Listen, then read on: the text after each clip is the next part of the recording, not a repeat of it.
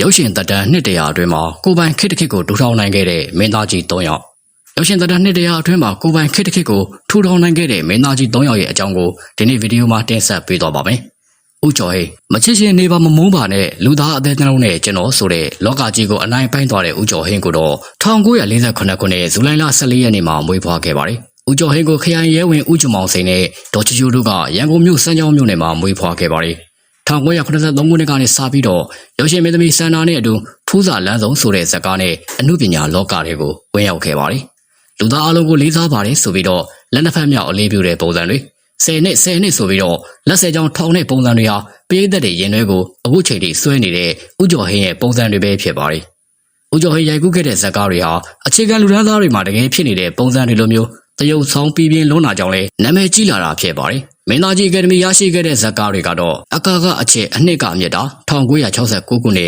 မော်ဒယ်ချိန်တွေနေဝင်သည်1982ခုနှစ်ပန်းမြိုင်လေကဥယျာဉ်မှု1989ခုနှစ်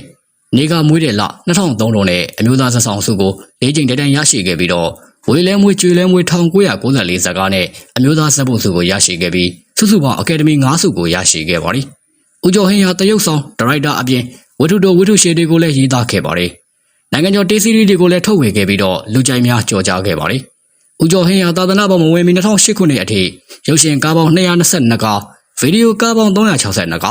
းတေးစီရီပေါင်း14ခွေနဲ့စာအုပ်6အုပ်တို့ကိုဖြန့်ချိခဲ့ပါတယ်။တရုတ်ဆောင်အစိုးရစာရေးဆရာဒါရိုက်တာအဖြစ်လောကီမှာကျင်းလဲပြီးတော့ဦးအိဋ္ဌိတာရရဟန်းဘွဲ့နဲ့မင်းသားကြီးကျော်ဟိဟာ2020ခုနှစ်ဇူလိုင်လ12ရက်နေ့မှာဩစတြေးလျနိုင်ငံကင်ဘရာမြို့မှာရဟန်းဘဝနဲ့ခန္ဓာဝင်ချခဲ့ပါတယ်။နံပါတ်2ဝင်းဦး73ရက်အမှုပညာရှင်ကြီးဝင်းဦးကိုတော့1935ခုနှစ်မတ်လ23ရက်နေ့မှာဖခင်ဥပညော့ချစ်ဒုက္ခ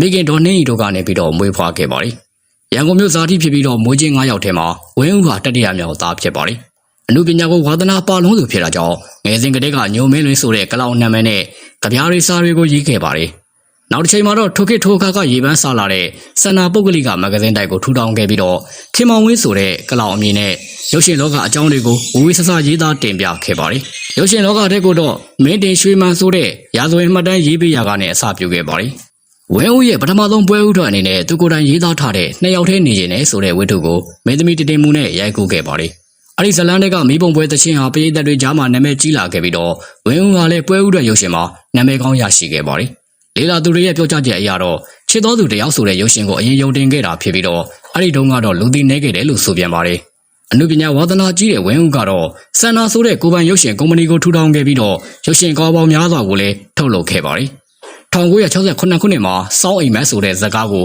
ကိုယ်တိုင်ရိုက်ကူးခဲ့ပြီးတော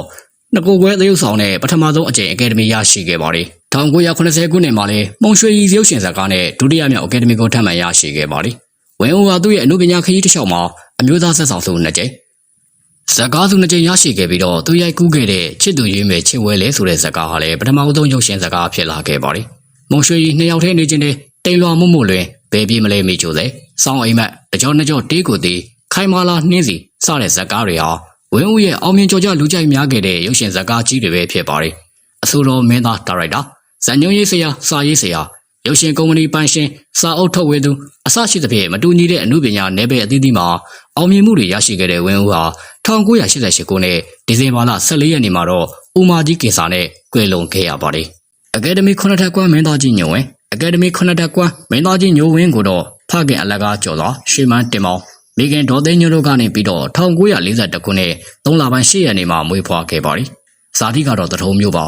မင်းသားကြီးဦးညိုဝင်းဟာအိန္ဒိယနိုင်ငံအင်္ဂလန်နိုင်ငံတို့ကနေပြီးတော့ခင်မီပညာရပ်တွေနဲ့ရေဒီယိုအီလက်ထရောနစ်ပညာရပ်တွေဇက်ခုံစက်တင်ချိန်နီးတွေကိုသင်ယူခဲ့ပါတယ်။အလကားကျော်သောရွှေမန်းတင်မောင်ကအရေးချင်းပြည့်ပြီးလာတဲ့သူသားကိုဇက်သပင်လောကမှာဥဆောင်စေခြင်းပေမဲ့လည်းမင်းသားကြီးညိုဝင်းဟာအတော်လေးကိုဝင်လေးနေခဲ့ပါတယ်။အဲဒီချိန်မှာရွှေမန်းတင်မောင်ရဲ့သားဖြစ်တာကတကြောင်ပညာဝမ်းစာပြည့်ဝလာပြီးတော့ရုပ်ရည်ချောမောတာကတကြောင်ကြောင့်များသောထုတ်လုပ်ရေးကနေပြီးတော့ဇက်ကားရိုက်ကူးဖို့ကမ်းလှမ်းခဲ့ပါတယ်။များသောထုတ်လုပ်ရေးကလည်းသတို့သမီးအလိုရှိသည်ဆိုတဲ့ဇက်ကားကိုရိုက်ကူးခဲ့ပြီးတော့ပြည်သက်လက်ခံတဲ့မင်းသားတလက်ဖြစ်လာခဲ့ပါတယ်။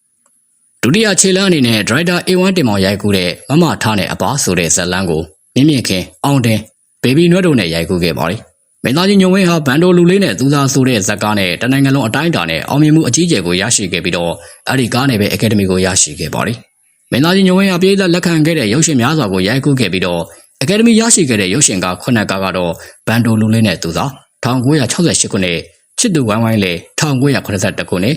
တတိယအရွယ်ဤဒုတိယဝေဒနာ1983ခုနှစ်မောင်နန္ဒဤသီတာ9တန်း1993ခုနှစ်သူကြုံမခန်းပြီး1998ခုနှစ်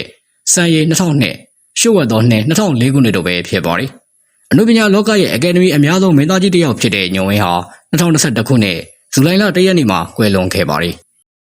အဆုံးထိကြည့်ပေးကြတဲ့အတွက်အားလုံးကိုကျေးဇူးထူပဲတင်ရှိပါရခင်ဗျာ